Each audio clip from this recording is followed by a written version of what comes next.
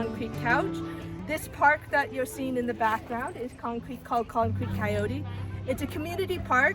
Concrete Couch has been building this community park for the last 4 years. So it's built by volunteers. We've had hundreds of volunteers out on the property for free programs, and in these free programs they help build the park. Like this playground that you see is built by kids, designed by kids, and so it's a great place that people who have imaginations can come out, have an idea, and we try and make that idea a reality. We're hoping it's a resource for the Hillside neighborhood, and for years to come. We're gonna have a public stage, we have playgrounds, we have trails for biking and hiking. We have Shooks Run runs through the middle of our property, so we have some creek science going on, and we have lots of learning opportunities. So if you're ever looking for something new to do, come out to the Concrete Coyote Park. It's at 1100 South Royer Street.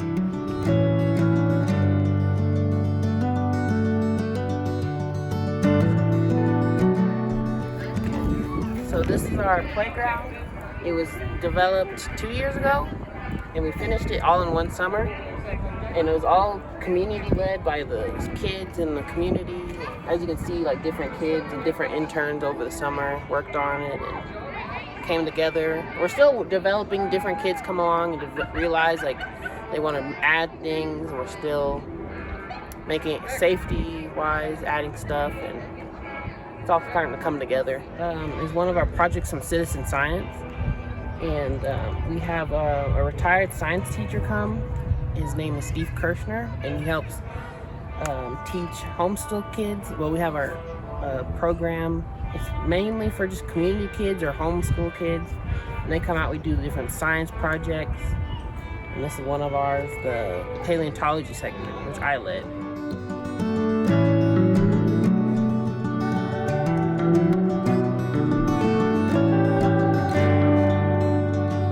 This is the Cloud Museum. It's just kind of, I see it as like a nice little place to hang out and get some sun and relax. There's 2 swings. I helped do those. That was a while ago. We converted this area. It was at first like a bunch of weeds and just a bunch of concrete, but we converted it into a nice little sitting area that is now.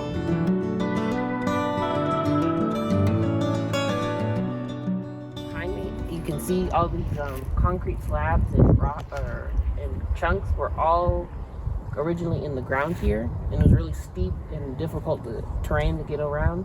So we had a skid loader, and they came up. We started shifting them over, so we converted it into a retaining wall.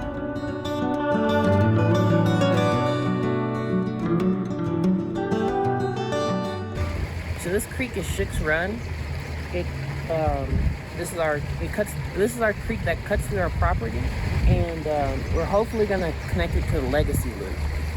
So that's the upcoming project. So we're gonna probably make more bike trails that connect all the way through, and get in contact with more developers and stuff like that. I should say we dredged it, and it got really nasty because like the rains or all the snow melted, so that increased the water level. It really got nasty. Which I think, yeah, our ppm, which is parts per million, so it's like all the micro plastics and chemicals in the water, it's really high because this is a city environment. I watched a video, and it's like a fish tank aquarium YouTube channel, and they do like different tests of wild rivers and stuff, and they do one in a farm area, and it's only 68. It's 68 different chemicals, and I did this one, and ours is at like 5,000 different contaminants. So I think the only real like wildlife we have in the water that's like notable is the crawfish, which are pretty common, surprisingly. And then the raccoons come to eat them. You see a footprint of them. And then we have had a bear, and our cups come down. But it looks better now that it's actually flowing. So another one of our plans is to try to break down some of the concrete slabs that are jutting out, that are catching all this debris. So as you can see in those trees, they're catching all this debris and stuff. So on this property, well, in Colorado Springs, and that as a whole, there's a invasive tree called the elm, the Siberian elm, but given that they reproduce so quickly and